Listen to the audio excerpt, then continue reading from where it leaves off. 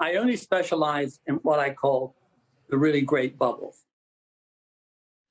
What is going on YouTube? It's Brendan from Market Makers. Big show for you today. The S&P 500, the SPX, as well as the Russell. Guys, we got a lot of information to get through. We got key market strategist updates I want to share with you. We're in the middle of earnings, next week being the make or break time frame for this market, in my opinion, and then followed by the Fed on February 1st. So a lot of external catalysts that are really going to give you a sense of direction. More upside, or are we capitulating and falling down hard? This video is going to be brought to you by SimpleFX. That link is in the video description. Trade equities, commodities, and Forex with only an email and a VPN. With our link, you get a double first deposit bonus up to $5,000. Awesome sponsor, awesome UI. Check them out if you plan on trading. All right, so let's talk about the VIX. Last video, we went over the equinox states. Very important to understand them. But the VIX, as I said, going back almost a quarter century, 1819 on the VIX has been a bear market top. You're at 19.25 again. The market was dumping last night and today, and now it's rebounding. So we have a lot of volatility, and it appears that all the markets are basically on hold in a very tight range, and that is because next week the Titans will report earnings, and you're going to get a better sense of direction. We had Microsoft report. They beat on earnings, but it was on revised earnings and they barely beat. So the market got euphoric after hours and then it sold back off. And that's where we are today. Now keep in mind the Fed, that's the real wild card. The market baked in 25 basis points for a hike. If you get a 25 basis point hike and very mediocre guidance, you know, the Fed's committed, that type of stuff that Powell always says, I think you're going to have some whipsaw action, just like the last couple of Fed meetings. But if you get something unexpected, like a 50 basis point hike, look out for big red bars and hard selling.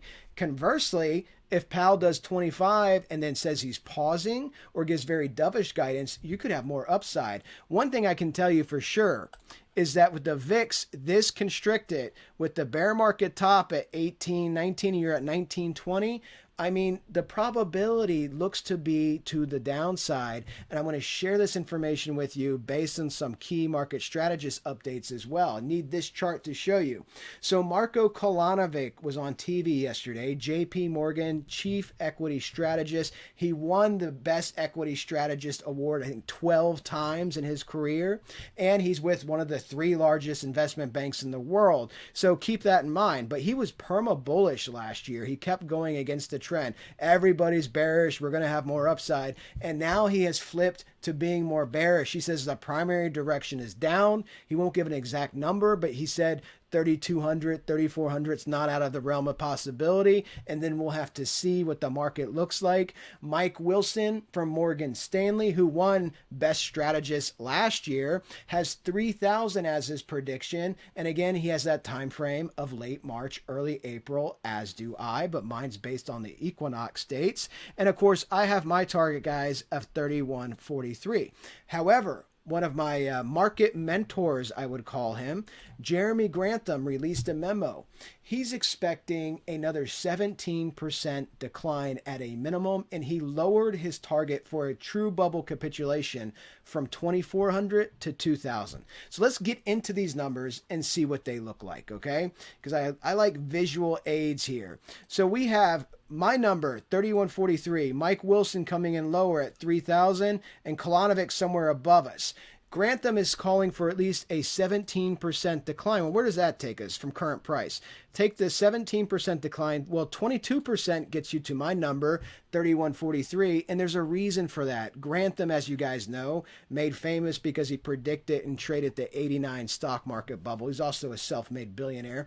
Predicted the 89 bubble in equities and then real estate in Japan, which they still have not recovered from, a multi-pronged asset bubble. Predicted the dot-com bubble, predicted the '08 bubble, called the market bottom the day of in the great financial crisis, and he predicted this bubble. So he's an older gentleman now. He's in his mid 80s, but he is still extremely sharp and obviously very knowledgeable about the marketplace.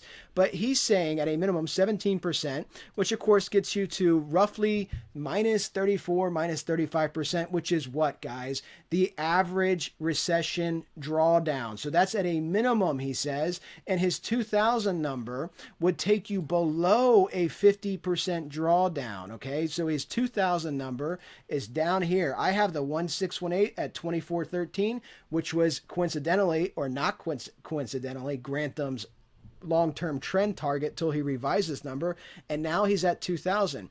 What's down by 2000? My projection of 1855. If you watch my last video, based on every single market crash that was 3 standard deviations above trend, we hit the 1.128, including the pandemic crash, which was not a bubble crash, okay?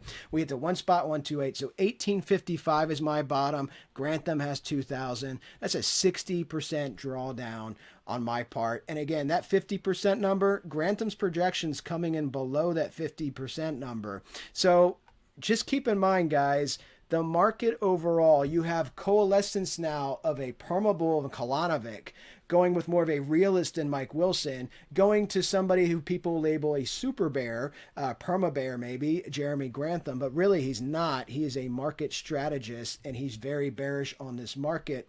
But when you have everybody agreeing, the key takeaway is what?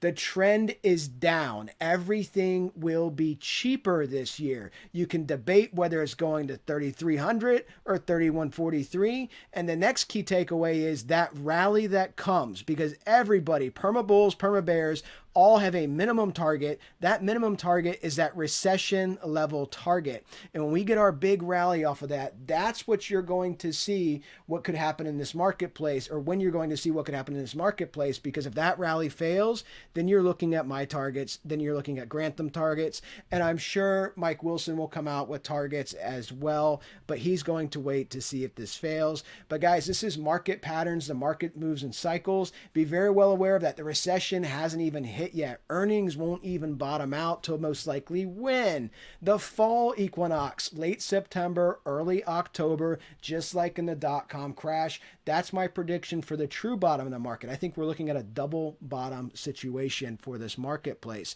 Let's go ahead and go forward. On the 3-day chart on the S&P, the first trading system I learned 20 years ago was cloud trading, Ichimoku. So a lot of people like visual references, myself included. And what these are Kumo clouds. So green Kumo cloud is a support cloud. The thicker the cloud, the stronger the support. Red Kumo cloud is resistance. The thicker the cloud, the stronger the resistance. But look how accurately this thing trended. You even got the wick right up to the line, came back down, and now you're back into the bulk of this cloud. So just like any indicator, it can be defeated, right? You can fall right through, you could pump right through. But this is telling you this quadrant where price is now is just a massive ball of resistance.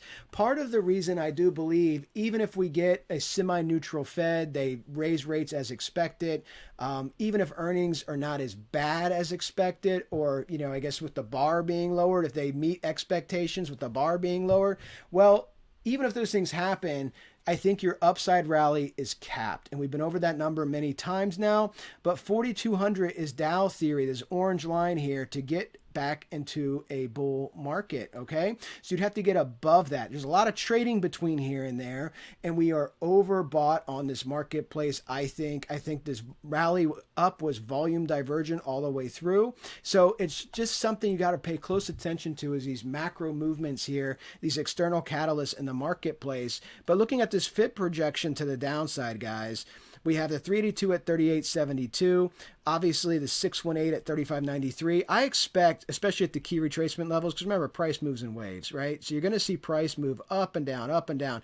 But as you get decline, you're going to see movements like this in price, maybe get a double top somewhere in here and then come down. But that 31.41 target is what I'm looking for. And again, this is the fastest decline in price, even though it's been very orderly in 2022 since the 1928-1929 crash. The fastest decline in price.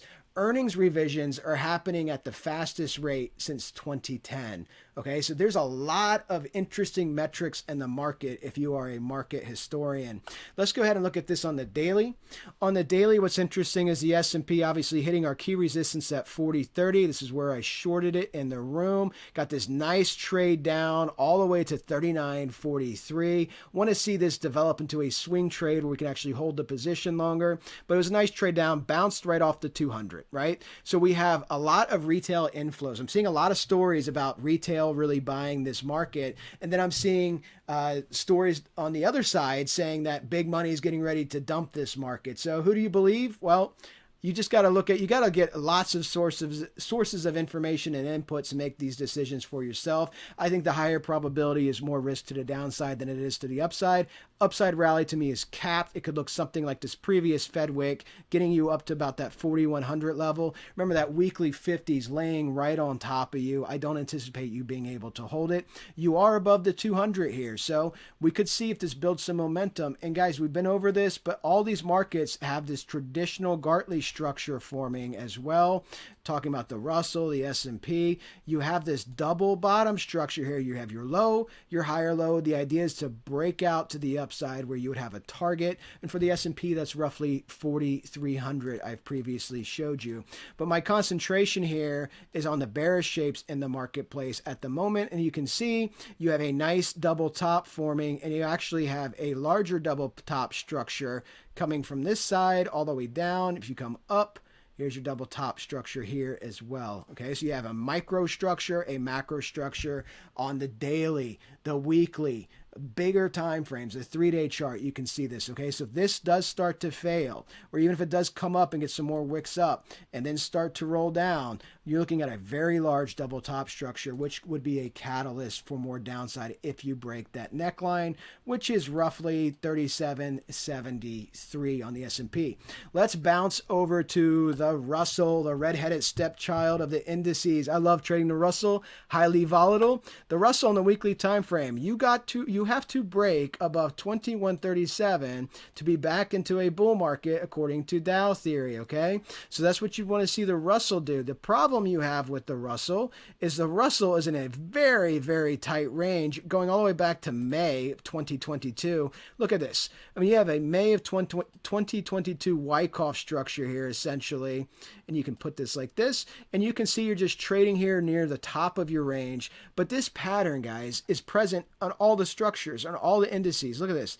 Double top, okay? If this fails, you're making a double top. That's your move down. Russell target 618, 1521, spring equinox. That's what I'm looking at. If the Russell gets more movement up, you want to see that breakout, the holding of your support at roughly 1908, and then your pivot to the upside, okay? That's what you want to see. This is an upthrust, a failed breakout, trying to defeat your bear market Dow theory line of 2137. Looking at the Russell on the daily, a little bit more zoomed in view, your 200 coming across, you're above it, your 1 fib at 1903 giving you hard resistance here. Again, micro double top, larger macro double top is present as well. Looking at your volume down left to right, okay, there's not a lot of buyers here enough to move price. Your MFI, you are overbought on your MFI, utilizing a trend line going all the way back to August of 2022. So for these previous peaks, you've hit the trend line and got rejected. You got above it here, so you're quite overbought historically here on recent trend. So this is what I'm paying attention to on the Russell. A lot of volatility here. We've been taking day trades in here in our Discord group. If you guys want to join that link's in the video description. It is half off your first month, but you can see we get up above around 1885, 1900, fall back down, get back above, fall back down, and now we're coming back up yet again. So much volatility, so much riding on earnings. It's a fun market to trade in. Guys, hope you enjoyed this video. The next update will be Sunday. Definitely leave your comments. I will reply to them as always. Appreciate you guys' support. Talk to everybody soon.